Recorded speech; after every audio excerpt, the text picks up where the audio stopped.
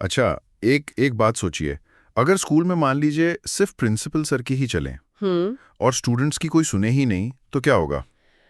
मतलब सब परेशान हो जाएंगे ना। बिल्कुल, एक तरह से तानाशाही हो जाएगी। बस कुछ ऐसा ही हाल था आज से करीब 100 साल पहले रूस का। हम्म। वहां एक राजा था जिसे सार कहते थे हम्म। और उसकी मर्जी के आगे किसी की नहीं चलती थी। हम्म। तो आज हम इसी कहानी में मतलब गहराई से उतरने वाले हैं, यूरोप में समाजवाद और रूसी क्रांति। बिल्कुल। ये सिर्फ एक हिस्ट्री का चैप्टर नहीं है, बल्कि ये समझने की कोशिश है कि जब बहुत सारे लोग मिलकर बदलाव लाने की ठान लेते हैं तो क्या क्या हो सकता है। हाँ, और इसे हम किसी भारी भरकम लेक्चर की तरह नहीं, बल्कि एक मजेदार कहानी की तरह समझेंगे। हाँ, हमारे पास जो भी सोर्स है, हमारा मकसद है उनमें से सबसे जरूरी और दिलचस्प बातें निकालना।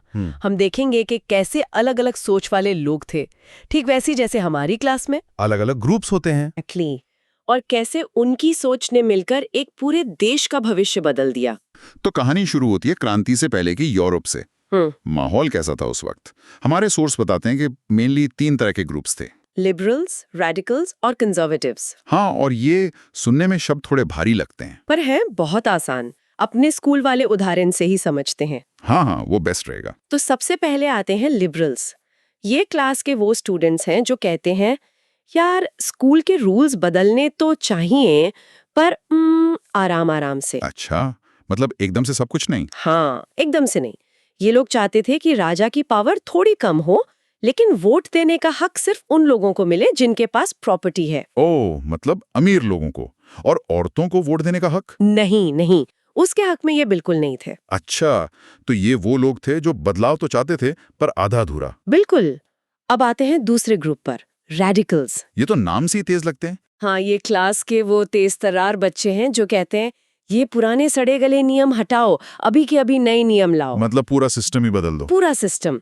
ये चाहते थे कि देश में ऐसी सरकार बने जो ज्यादातर लोगों के वोटों से चुनी जाए, अमीर गरीब सब वोट दें, और सबसे बड़ी बात, ये महिलाओं के वोट देने के अधिकार को भी पूरा सपोर्ट करते थे। और तीसरे, कंजर्वेटिव्स। ये तो पुराने ख्यालों वाले लगते हैं। एकदम। कंजर्वेटिव समझ लीजिए, स्कूल के वो पुराने टीचर्स हैं जो कहते हैं हमारे जमाने में सब बेस्ट था, कुछ बदलने की जरूरत नहीं है। बिल्कुल। ये बदलाव के सख्त खिलाफ थे, पर बाद में इन्हें भी समझ आ गया था कि भाई थोड़ा बहुत बदलाव तो करना पड़ेगा। तो ये कहते थे कि ठीक है, बदलाव करो, पर बहुत धीरे धीरे। तो यूरोप में ये 3 तरह की सोच आपस में टकरा रही थी। और इसी समय एक और बहुत बड़ी चीज हो रही थी, इंडस्ट्रियल क्रांति। नई नई फैक्ट्रियां, रेलवे लाइनें, नए शहर। हाँ, पर इस चमक के पीछे एक अंधेरा सच भी तो था। बिल्कुल। लोग काम के लिए गांव से शहरों में तो आ रहे थे, पर यहाँ उनकी हालत बहुत खराब थी। कैसी? काम के घंटे 12 से 15 घंटे, पगार इतनी कम कि गुजारा मुश्किल, और रहने की जगह बहुत ही गंदी और छोटी। उफ। बस सोचकर देखिए, अगर किसी को इतनी मेहनत के बाद भी ठीक से रहने और खाने को न मिले, तो उसके दिल में गुस्सा तो भरेगा ही। जाहिर है। इसी गुस्से और परेशानी से एक नई जबरदस्त सोच का जन्म हुआ, समाजवाद, सोशलिज्म। समाजवाद, ये शब्द हमने बहुत सुना है। आसान भाषा में इसका मतलब क्या है? देखिए, समाजवादियों का फंडा बहुत सीधा था। उनका मानना था कि फैक्ट्री, जमीन या कोई भी चीज जिससे पैसा बनता है, वो किसी एक मालिक की क्यों हो, वो उन सब लोगों की होनी चाहिए जो उस पर मिलके मेहनत करते हैं। बिल्कुल। मतलब जो भी प्रॉफिट हो वो सब में बराबर बटे, सिर्फ मालिक की तिजोरी में ना जाए। अच्छा, मतलब ये प्राइवेट प्रॉपर्टी के ही खिलाफ थे। एग्जैक्टली। और हमारे सोर्सेज में कार्ल मार्क्स का नाम बार बार आता है। हाँ, कार्ल मार्क्स। उनका आइडिया इतना खास क्यों था? कार्ल मार्क्स का आइडिया बहुत क्रांतिकारी था। उन्होंने कहा कि ये जो फैक्ट्री मालिक हैं, यानी कैपिटलिस्ट्स, ये मजदूरों की मेहनत से ही तो अमीर बनते हैं, पर मजदूरों को देते कुछ नहीं। ये शोषण है। हाँ, ये शोषण है। और मार्क्स का मानना था कि जब तक ये प्राइवेट प्रॉपर्टी का सिस्टम रहेगा, ये शोषण चलता रहेगा। इसलिए उन्होंने कहा कि मजदूरों को एक होकर इस पूरे सिस्टम को उखाड़ फेंकना चाहिए। और उनका वो फेमस नारा भी तो था, दुनिया के मजदूरों एक हो जाओ। तो यूरोप में ये सब नए विचारों बल रहे थे। अब देखते हैं कि इन विचारों की चिंगारी ने रूस जैसे विशाल साम्राज्य में आग कैसे लगा दी। 1914 में रूस में क्या सीन था? राजा थे जार निकोलस सेकंड। उस वक्त रूस एक बहुत बड़ा और कह सकते हैं पिछड़ा हुआ साम्राज्य था। यहाँ की लगभग 85% आबादी खेती करती थी। 85%? ये तो बहुत ज्यादा है। यूरोप के बाकी देशों से बहुत ज्यादा। और प्रॉब्लम ये थी कि ज्यादातर किसान अपनी जमीन पर नहीं बल्कि नॉबल्स यानी अमीर जमींदारों की जमीन पर काम करते थे और उन्हें भारी लगान देते थे। तो वो इन जमींदारों से नफरत करते होंगे। बहुत ज्यादा, बस मौका ढूंढ रहे थे कि कब इनकी जमीनें छीन ले। और शहरों में मजदूरों का क्या हाल था? उनकी हालत भी बहुत खराब थी। काम के घंटे 15 तक पहुंच जाते थे। उनकी कोई सुनने वाला नहीं था, क्योंकि 1914 से पहले रूस में कोई भी पॉलिटिकल पार्टी बनाना गैर कानूनी था। हाँ, सब छिप छिप कर काम करते थे। और फिर एक ऐसी घटना हुई जिसने सब कुछ बदल कर रख दिया। खुमनी रविवार या ब्लडी संडे। हाँ, ये क्या था? बताइए। साल था 1905। फादर गैपोन नाम के एक पादरी की लीडरशिप में हजारों मजदूर अपनी बीवी बच्चों के साथ शांति से अपनी परेशानियां बताने राजा के महल तक गए। शांति से? हाँ, बिल्कुल शांति से। उनकी मांगें बहुत सीधी थीं। काम के घंटे 8 किए जाएं, पगार थोड़ी बढ़ाई जाए। पर महल पहुंचने पर उन पर गोलियां चला दी गईं। क्या मतलब, अपनी बात रखने वालों पर गोलियां? ये तो यकीन ही नहीं होता। हाँ, 100 से ज्यादा मजदूर मारे गए और सैकड़ों घायल हुए। इस घटना ने पूरे रूस को हिलाकर रख दिया। लोगों का जो थोड़ा बहुत भरोसा था अपने राजा पर, वो उस दिन पूरी तरह खत्म हो गया। इसके बाद तो पूरे देश में हड़तालें और प्रदर्शन होने लगे। इसका नतीजा क्या हुआ? जार ने कुछ किया? जार डर गया। उसे दबाव में आकर एक पार्लियामेंट यानी संसद बनाने की इजाजत देनी पड़ी, जिसे ड्यूमा कहा गया। अच्छा, ड्यूमा। लेकिन जार बहुत चालाक था। ये तो वही बात हो गई कि प्रिंसिपल ने दबाव में आकर स्टूडेंट काउंसिल तो बना दी, बट जैसे ही काउंसिल ने कैंटीन के खाने की शिकायत की, प्रिंसिपल ने काउंसिल ही भंग कर दी। हाँ, बिल्कुल। जार ने भी यही किया। पहली ड्यूमा को सिर्फ 75 दिन में हटा दिया और दूसरी को 3 महीने में। मतलब सिर्फ नाम के लिए बदलाव किया, असली पावर अपने हाथ में रखी। और फिर 1914 में पहला विश्व युद्ध शुरू हो गया। हाँ। और हमारे सोर्स कहते हैं कि इसमें रूस में आग में घी का काम किया। कैसे? देखिए, शुरू में तो लोग बड़े जोश में थे, देशभक्ति की लहर थी, लेकिन ये जोश जल्दी ही ठंडा पड़ गया।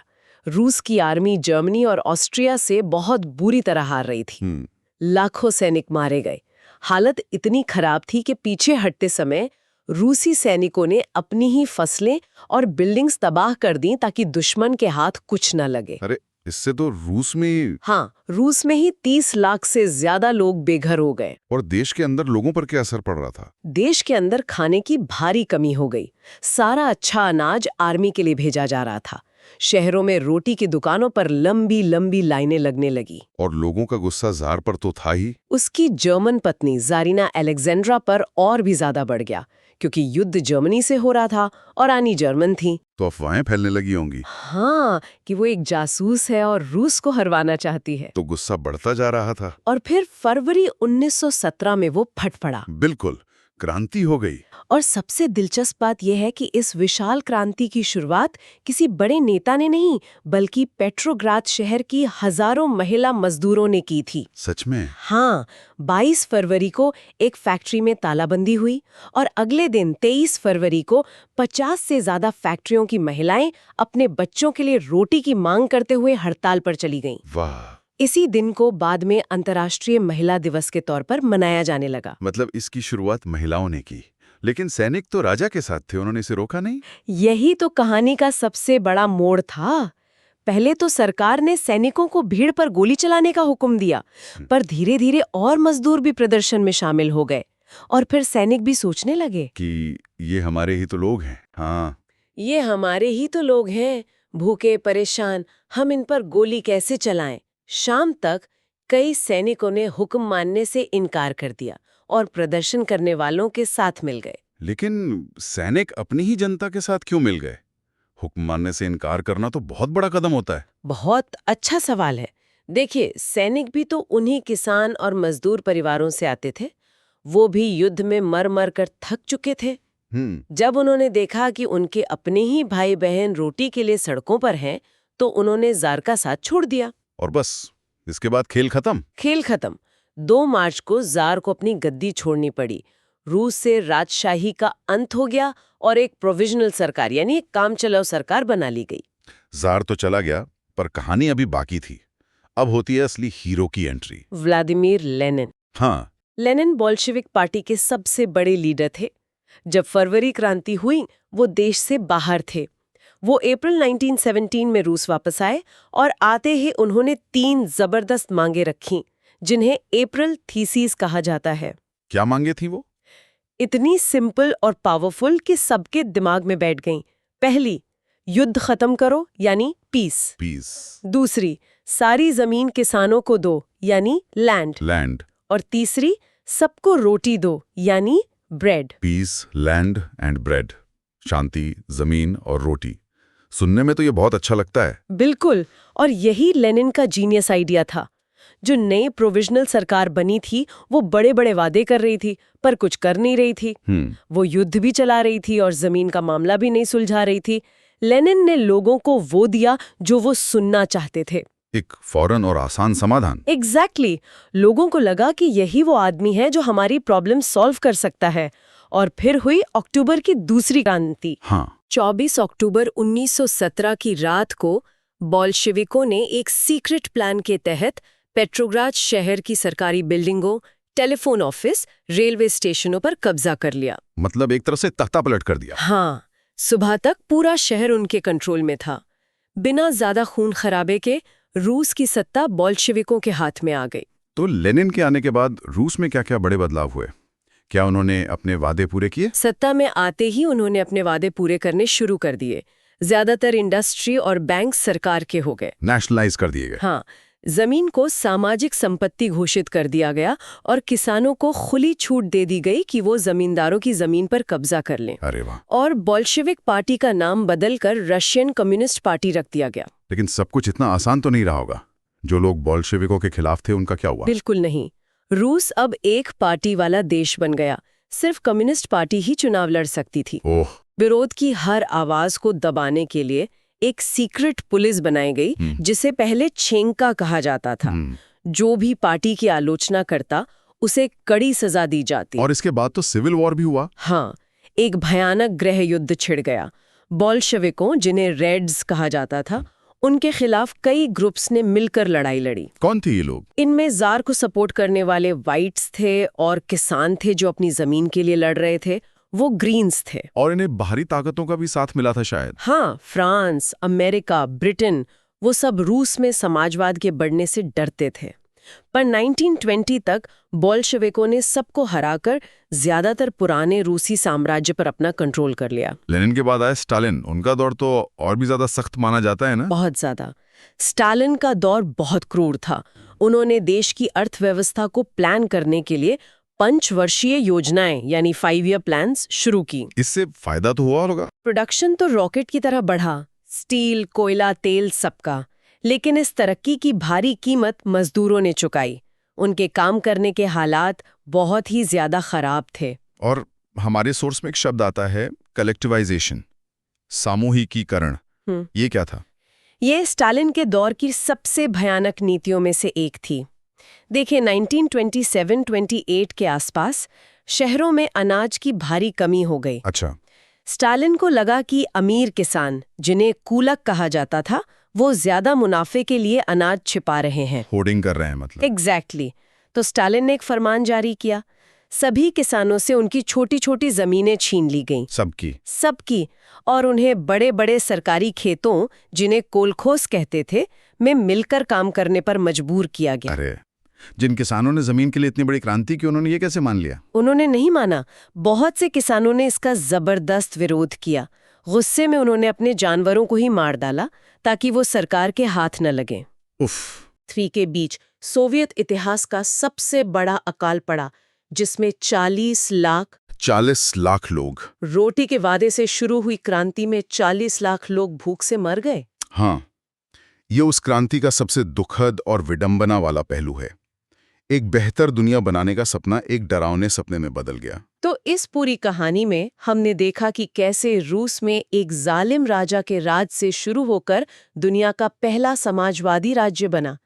लोगों ने बराबरी और एक बेहतर जिंदगी के लिए क्रांति की। हाँ, लेकिन हमने ये भी देखा कि वो बराबरी लाने के चक्कर में लोगों से उनकी आजादी ही छीन ली गई। इस क्रांति का असर पूरी दुनिया पर पड़ा। भारत में भी जवाहरलाल नेहरू और रविंद्रनाथ टैगोर जैसे लोग इससे बहुत प्रभावित हुए। तो चलिए आज की इस गहरी पड़ताल को एक सवाल के साथ खत्म करते हैं। जरूर। रूसी क्रांति ने लोगों से शांति, जमीन और रोटी का वादा किया था, पर हमने देखा कि उसे पाने के लिए देश को गृह युद्ध, तानाशाही और भयानक अकाल से गुजरना पड़ा। तो सवाल यह है कि एक समाज के लिए क्या ज्यादा जरूरी है, सबके लिए बराबरी, चाहे वो जबरदस्ती ही क्यों न लाई जाए, या फिर हर एक इंसान के लिए अपनी मर्जी से जीने की आजादी? इस पर जरूर सोचिएगा।